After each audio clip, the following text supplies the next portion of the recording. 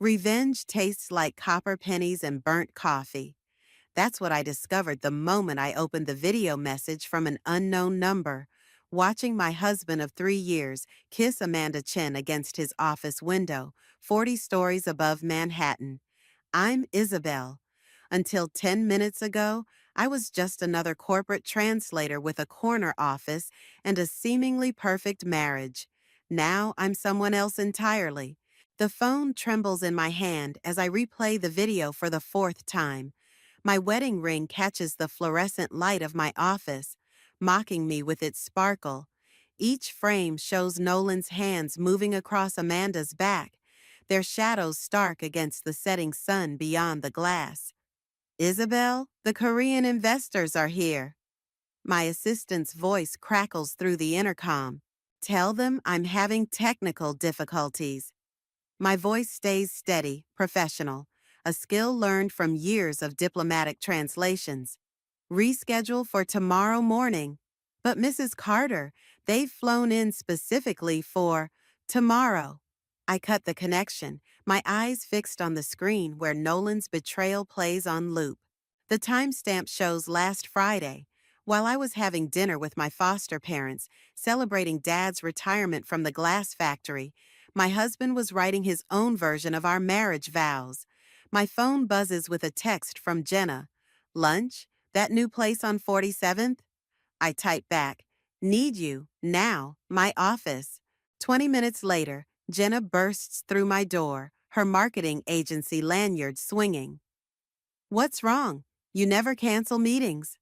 She stops short when she sees my face. Oh God, who died? My marriage. I hand her the phone. Her perfectly lined eyes widen as she watches. That absolute bastard. She sets the phone down like it's contaminated. When did you get this? This morning. Anonymous number. Could be fake? I shake my head. The tie he's wearing? I bought it last month, and that's definitely his office. I've been there enough times for their holiday parties. Jenna paces, her heels clicking against the hardwood. Does Judith know? The mention of my mother-in-law sends a chill through me. Judith probably orchestrated it. She's been trying to push me out since day one. I'm not exactly the society wife she wanted for her precious son. What are you going to do? I stand and walk to my office window, looking down at the city below. 3 years of enduring Judith's subtle jabs about my foster care background, of Nolan gradually pulling away, of trying to prove I belonged in their world. I'm going to destroy them, I say, surprised by the coldness in my voice. Not just Nolan, Judith too. They want to play games? Fine, let's play. Isabel. Jenna's voice carries a warning. Think about what you're saying. Your parents. The Thompsons taught me about love and family. Nolan and Judith are about to teach me about revenge. I turn from the window. Will you help me? Jenna studies me for a long moment, then nods slowly. Whatever you need, but promise me one thing. What? Don't lose yourself in this. I've known you since college. You're better than them. My phone buzzes again. A text from Nolan. Dinner tonight? Have news to share. I smile, imagining the lies he's prepared, the excuses he'll offer. I won't lose myself, I tell Jenna. I'm going to find myself, and they're going to wish I hadn't. I pick up my phone and type back, can't wait. I have news too. The game begins now, and I intend to win. Dad's hands still smell like glass dust and metal when he hugs me.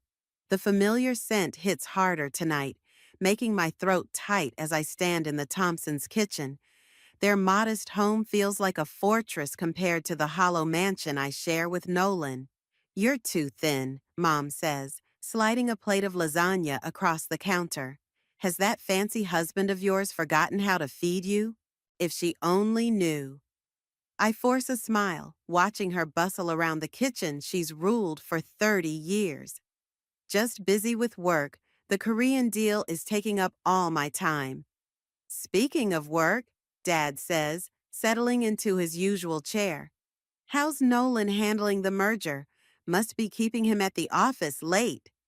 The fork freezes halfway to my mouth. What merger? Dad's weathered face creases with concern. The Carter Financial merger with East Asian markets.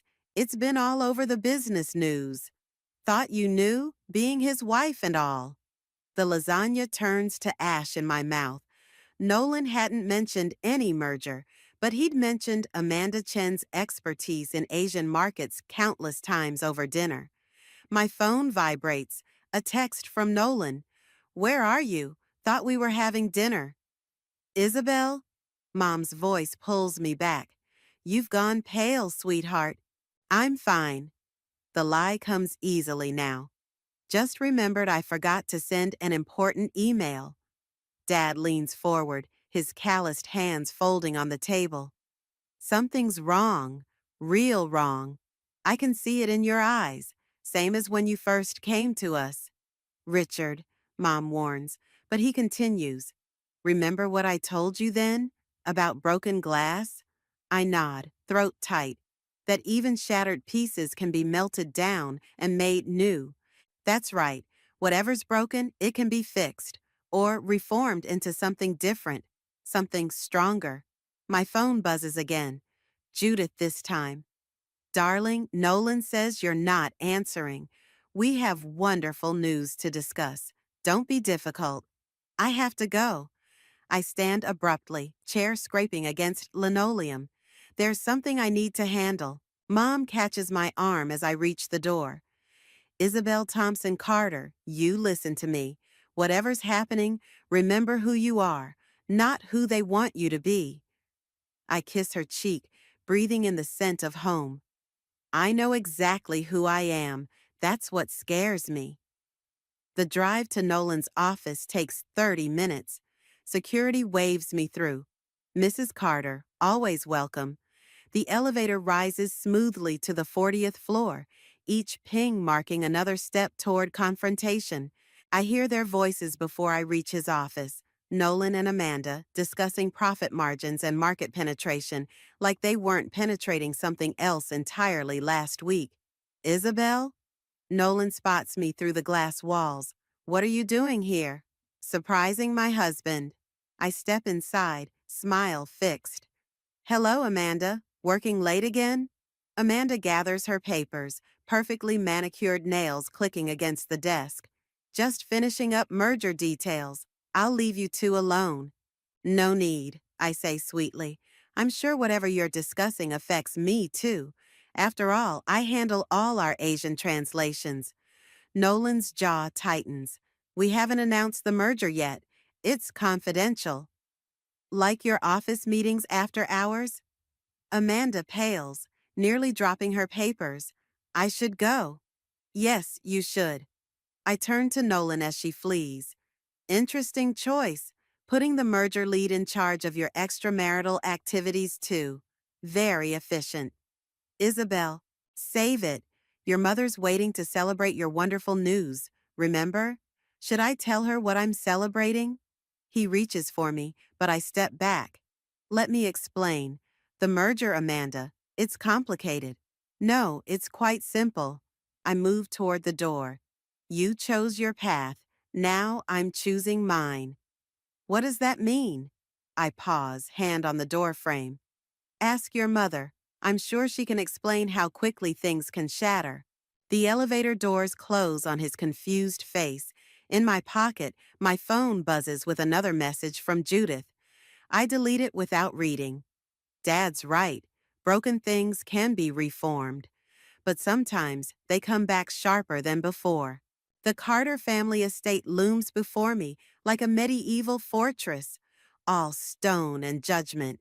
Judith's annual garden party swirls across the manicured lawn, a sea of pastels and pearls, wealth dripping from every carefully curated conversation. I adjust my simple black dress, a deliberate choice among their summer florals. Isabel, darling. Judith materializes beside me, champagne flute in hand. We missed you at the club fundraiser yesterday. Amanda gave quite the impressive presentation about the merger. Of course she did. I was having dinner with my parents, the Thompsons. She says their name like it's a medical condition. How quaint, though perhaps it's time to focus more on your actual family. You mean like you've been focusing on my marriage? Her perfectly lined eyes narrow. I don't know what you're implying. Then let me show you. I pull out my phone, opening the email I discovered this morning. Interesting correspondence between you and Amanda Chen from 6 months ago. My son needs someone who understands our world. Your words, I believe? The champagne flute trembles slightly. You've been going through private emails? Amazing what people will share when they feel wronged. Amanda's assistant was quite helpful after you had her fired last week. Mother? Nolan approaches, his smile faltering as he reads the tension. Everything all right? Show him, I say to Judith. Tell him how you orchestrated every lunch meeting, every late-night project with Amanda, how you promised her partnership in the merger if she could. What was the phrase? Help Nolan see his potential beyond his current situation? Isabel, you're making a scene. Judith's voice drops to a harsh whisper. No, Mother, she's telling the truth. Amanda appears, clutching a manila envelope. I'm sorry, Nolan. I can't do this anymore. She hands him the envelope. Everything's here. The emails, the promises, the planned accidental meetings. Nolan's face drains of color as he reads. Mother, what did you do? What any mother would do. Judith straightens, mask firmly in place. That girl was never gonna fit into our world. Look at her, still clinging to her factory upbringing while we're trying to close deals with international markets. That factory girl, I step closer, just secured the Korean translation contract your merger depends on. Check your email, Nolan. They're only willing to work with me as lead translator. Funny how quickly loyalty shifts when people discover manipulation. You can't, Judith starts, but Nolan cuts her off. Stop! His hands shake as he looks between us. Isabel, I never knew about the emails, about my mother's involvement. But you knew about Amanda. You chose to act on my mother's orchestrations. I turn to the gathering crowd of guests. Just like you chose to hide the merger from me while parading your affair through your office windows. Gasps ripple through the crowd. Judith's carefully constructed social facade cracks like thin ice. I loved you, I tell Nolan, voice steady. But your mother was right about one thing. I don't belong in your world. Because in my world, we don't destroy people to climb higher. Please, he reaches for me. We can fix this. No, I step back. But we can end it. The divorce papers are in your office. Sign them or the emails go public. Your choice. You wouldn't dare, Judith hisses. You'll destroy everything. I think of Dad's words about broken glass, about reformation. Sometimes destruction is necessary for rebuilding. You taught me that. Turning away, I walk through the parting crowd. Behind me, I hear Judith's sharp intake of breath, Nolan calling my name, Amanda's heels clicking as she flees. But I don't look back. My phone buzzes, Jenna texting from her watch post. Holy shit, you actually did it. You okay? I text back one word. Free. The garden party dissolves into chaos behind me, but I feel only peace. Let them scramble to contain the damage. I've learned that some things aren't meant to be contained, like truth, like justice, like the satisfaction of watching carefully laid plans shatter against their makers. Dad was right. Broken things can become something new. And sometimes that something is exactly what you were meant to be all along. 3 days after the garden party, my office door swings open without warning. My boss, Marcus Chen, stands there with a face like thunder. Behind him, Judith Carter smiles like a shark scenting blood. Isabel, we need to discuss your position with the company. Marcus closes the door, trapping us in this perfect triangle of tension. Of course. I keep my voice steady, though my fingers curl against the desk. Is this about the Korean contract? This is about your abuse of company resources. Judith cuts in, accessing private emails, threatening corporate partnerships, using translation contracts as leverage for personal vendettas. I look at Marcus. Interesting accusations from someone who doesn't work here. Mrs. Carter sits on our board now, Marcus says, not meeting my eyes. The merger includes several board position changes. Of course it does. I should have seen this coming. The Korean contract? I ask, already knowing the answer. Being reassigned to Amanda Chen's team. Judith's victory gleams in her eyes. Given your personal conflicts, it seems appropriate. My phone buzzes. A text from Jenna. 911. Check your email now. If you'll excuse me, I reach for my laptop. I need to verify something with legal. There's nothing to verify, Judith says smoothly. The paperwork is already processed. I open the email anyway. It's from Amanda Chen, subject line empty. Inside is a single video file. Security footage from Judith's office at Carter Financial. The timestamp shows yesterday. Before you make any decisions, Marcus, I turn my laptop around. You might want to watch this. The footage plays silently. Judith and Amanda in heated discussion. Money changing hands. Amanda's resignation letter being torn up. A clear view of Judith's notebook as she writes, transfer Isabel's contracts. Remove obstacles. Marcus's expression darkens. Mrs. Carter, what exactly am I looking at? A desperate fabrication, Judith snaps, but her perfectly maintained composure cracks slightly. Obviously doctored by a disgruntled employee. Obviously, I agree, except our IT department can verify its authenticity, and the SEC might be interested in the insider trading discussion that follows. Should I play that part? Judith's hand trembles as she reaches for her phone. You have no idea what you're doing. Actually, I do. For once, I really do. I stand, gathering my things. Marcus, I quit. But before I go, check the merger documentation. Carefully, especially the parts about asset distribution and board control. Understanding dawns in Marcus's eyes. He turns to Judith. You were never authorized to offer those board positions, were you? I'll handle this, she hisses into her phone. Nolan, get over here now. He can't, I tell her. He's meeting with the SEC. Apparently, someone sent them some very interesting emails about the real structure of the merger. Did you know Amanda keeps excellent records? The color drains from Judith's face. You vindictive little... Careful, I cut her off. The security cameras in here work too. Marcus moves toward the door. I need to call our lawyers. Do that, I say, picking up my bag. Oh, and Judith, the Thompsons send their regards. Dad says sometimes the smallest cracks are what bring down the whole structure. She follows me to the elevator, fury radiating from every designer-clad inch. You think you've won? You're nothing. A charity case playing at success. The elevator arrives with a soft ding. No, Judith, I'm exactly what you made me, someone who learned to play your game better than you. As the doors close, I see Marcus rushing toward his office, phone pressed to his ear.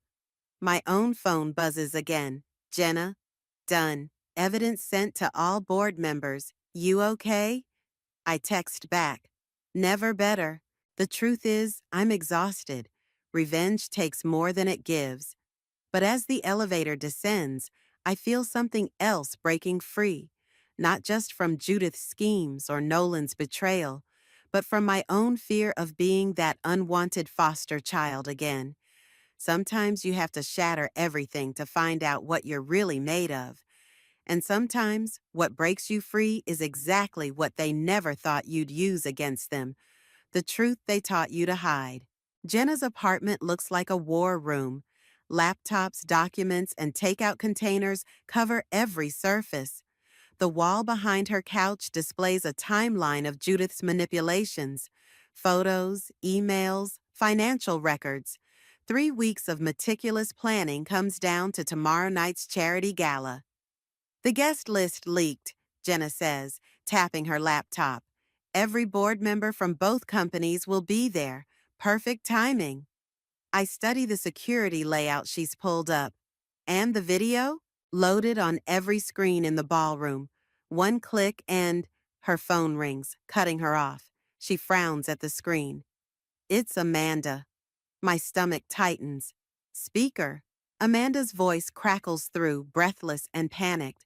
Isabel, they know. Judith somehow found out about tomorrow. She's planning something. What exactly? I keep my voice steady despite my racing pulse. I don't know, but she met with your parents today. The room tilts. The Thompsons? When?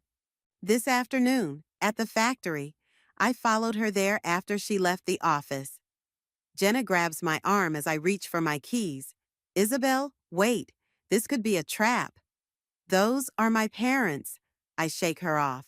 She's already taken everything else. Exactly why you need to think this through.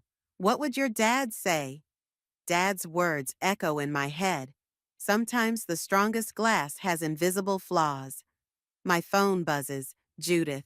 Dinner tomorrow? Just us girls. So much to discuss about family loyalty.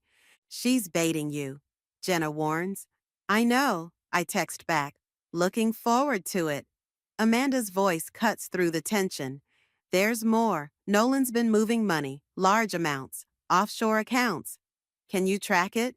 Already did. He's liquidating everything, including your joint assets. The betrayal hits like a physical blow. Even now, after everything, he can still hurt me. Isabel? Jenna's watching me carefully. What do you want to do? I walk to her wall of evidence, touching a photo of Nolan and me from our wedding day. We looked so happy, so real. We moved tonight. The gala's tomorrow. They're expecting tomorrow. Tonight we take everything they think is safe. I turn to face them. Amanda, can you access the offshore account numbers? Yes, but send them to my lawyer. Now. Jenna, release the merger evidence to the board members tonight instead of at the gala. And tomorrow? Jenna asks. Tomorrow, I keep my dinner date with Judith. That's insane, they say in unison. No, it's perfect. While she's trying to threaten me over appetizers, the board will be discovering her fraud. By dessert, she'll have nothing left to bargain with. And your parents? Amanda asks quietly. They taught me that sometimes you have to break something completely to build it stronger. I pick up my phone as it buzzes again. Dad calling. But first, I need to make sure they're safe. Isabel. Dad's voice is tight with worry. Judith Carter was here. I know. Are you and Mom okay? We're fine. But baby girl, she had photos of you meeting with Amanda, with lawyers. She says you're going to destroy her family.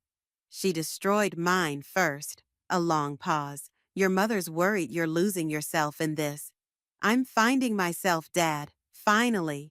At what cost? His voice cracks. The Isabel we raised wouldn't. The Isabel you raised was weak. They made sure I knew that every day. No. His tone sharpens. The Isabel we raised was strong enough to love despite being hurt. Don't let them take that from you, too. The words hit harder than any of Judith's threats. Behind me, Jenna and Amanda wait in tense silence. I have to go, I tell him. Lock the doors tonight. Don't answer for anyone. Isabel, I hang up, turning to face my co-conspirators. Send everything, now. Tonight we break them all. As they rush to comply, I stare at my wedding photo again. Dad's right. I am losing myself. But maybe that's the price of justice. Or maybe it's just what I tell myself to justify becoming exactly what Judith always said I was, an outsider who destroys everything she touches. Tomorrow we'll find out which version of me survives. The charity gala glitters like broken glass, all sharp edges and false brilliance. I adjust my red dress, the color of warning, of blood in the water. As Judith approaches my table, triumph already gleaming in her eyes. Darling, you came. She sits, diamond bracelet catching the light.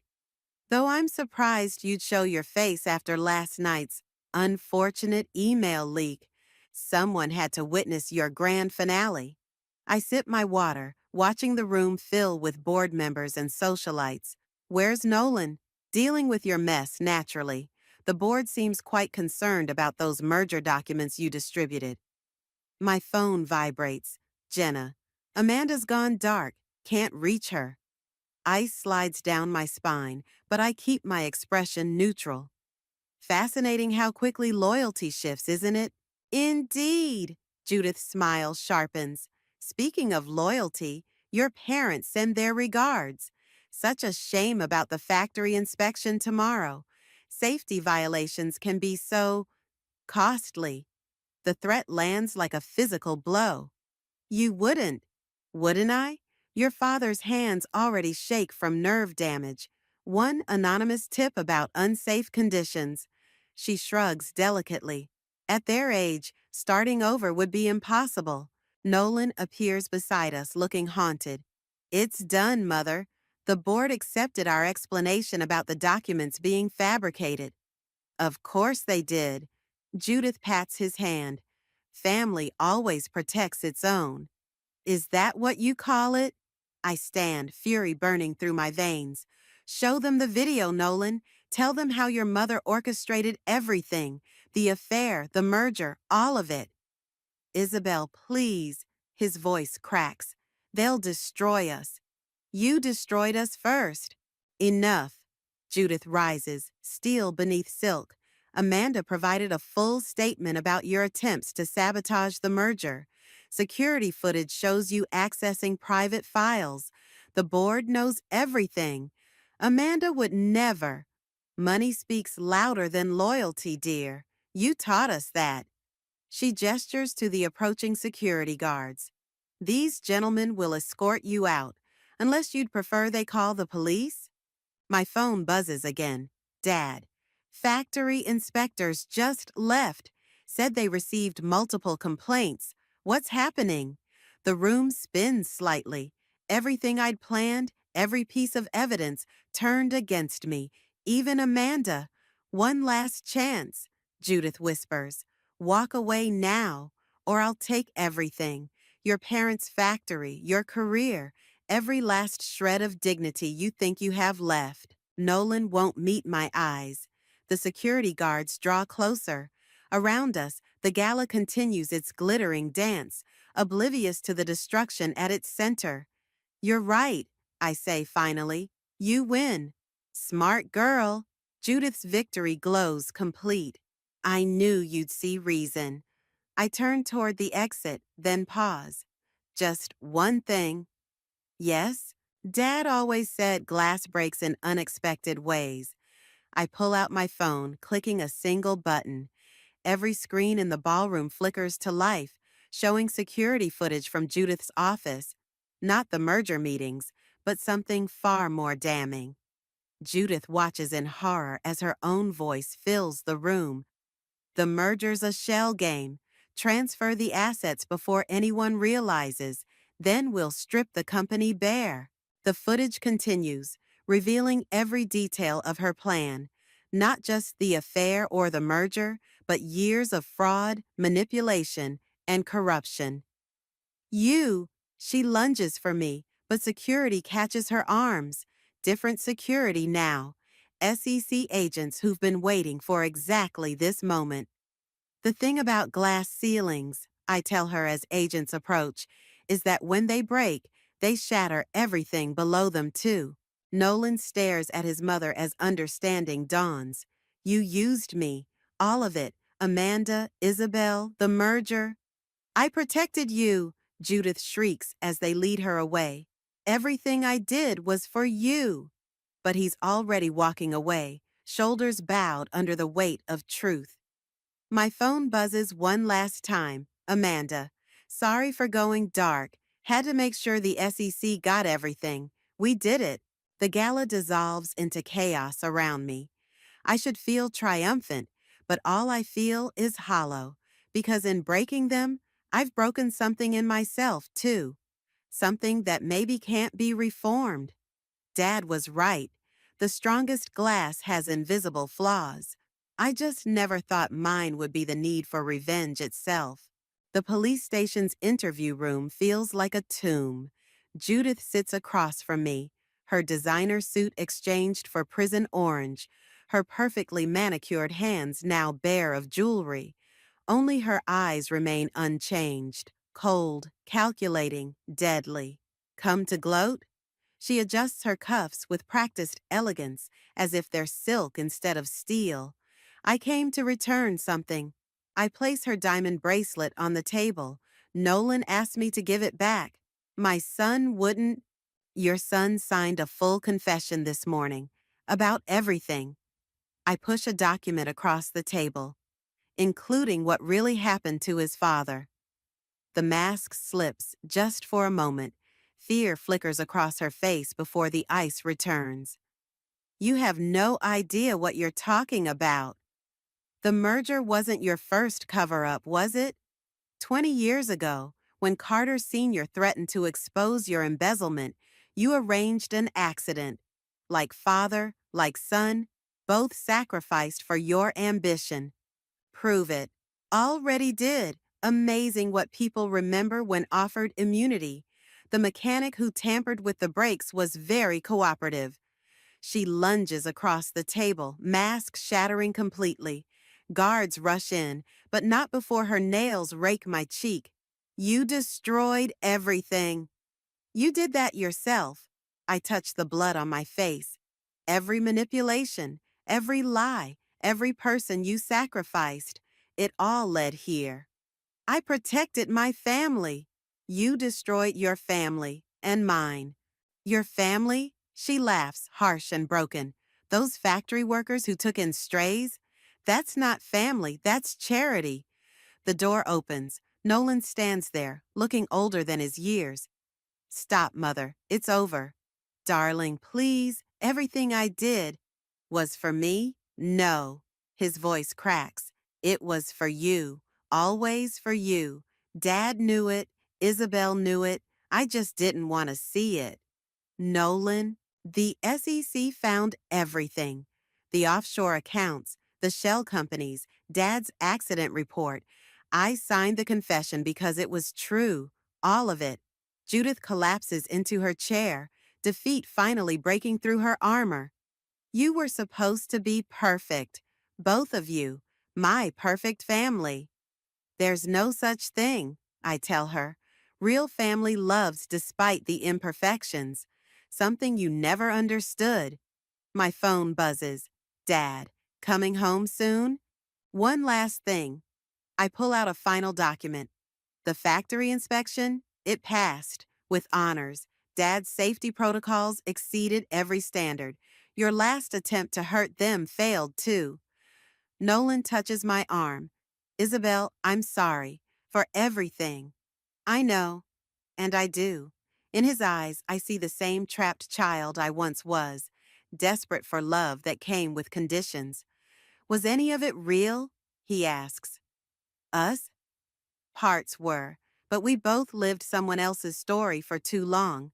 Judith watches this exchange with dawning horror, not at her situation, but at the realization that her control is truly broken, her son choosing truth over protection, her perfect world crumbling not from external forces, but from within.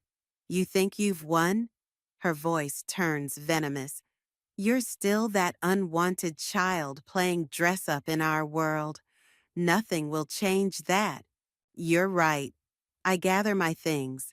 I am that child, the one who survived foster homes and rejection and your manipulation, the one who learned that real strength isn't in destroying others, but in choosing not to. How noble, she sneers.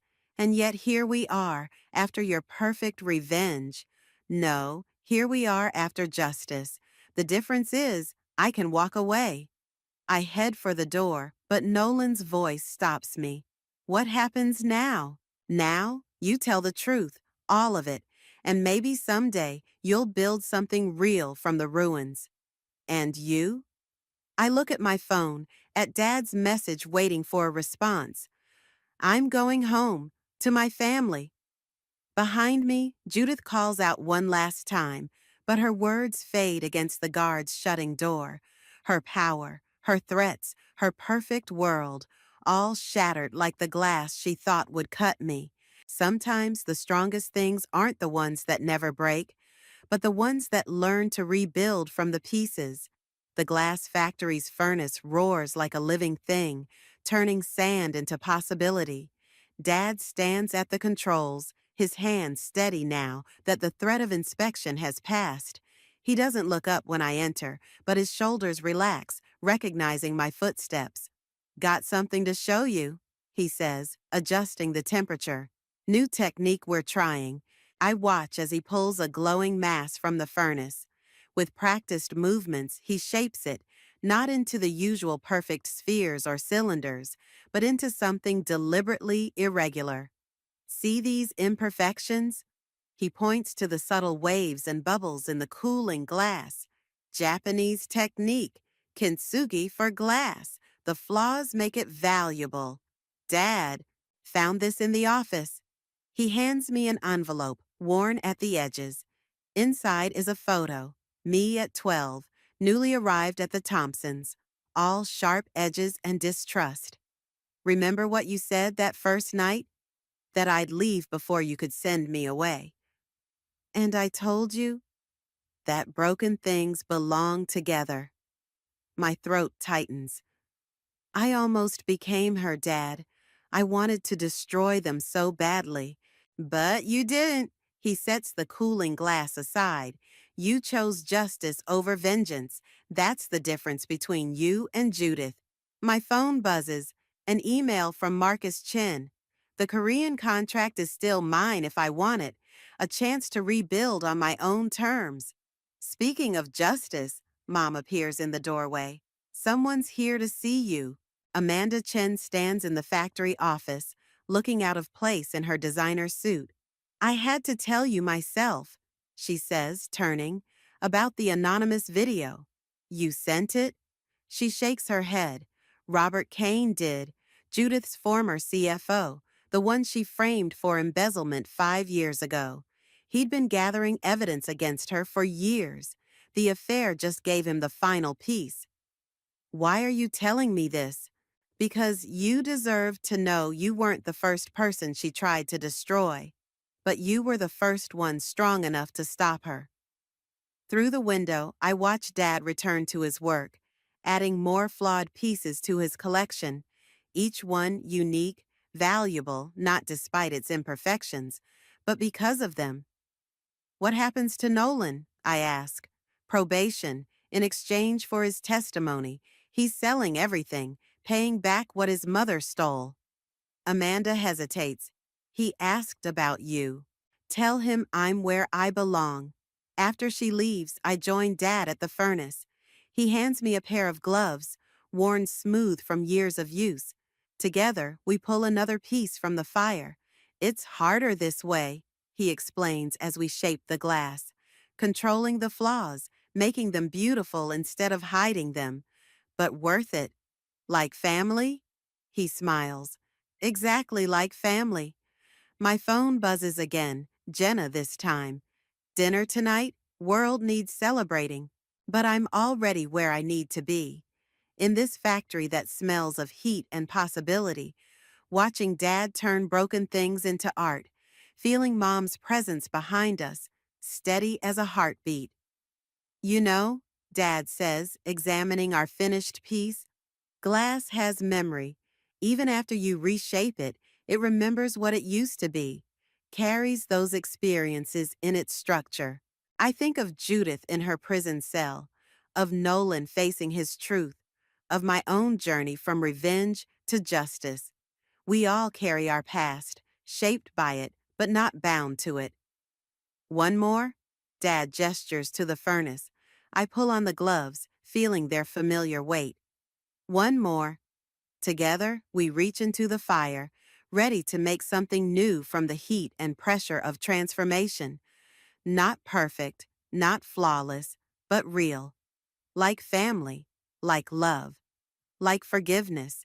Sometimes the strongest things aren't the ones that never break, but the ones that learn to carry their breaks with grace, turning wounds into windows, letting light shine through the very places they once shattered.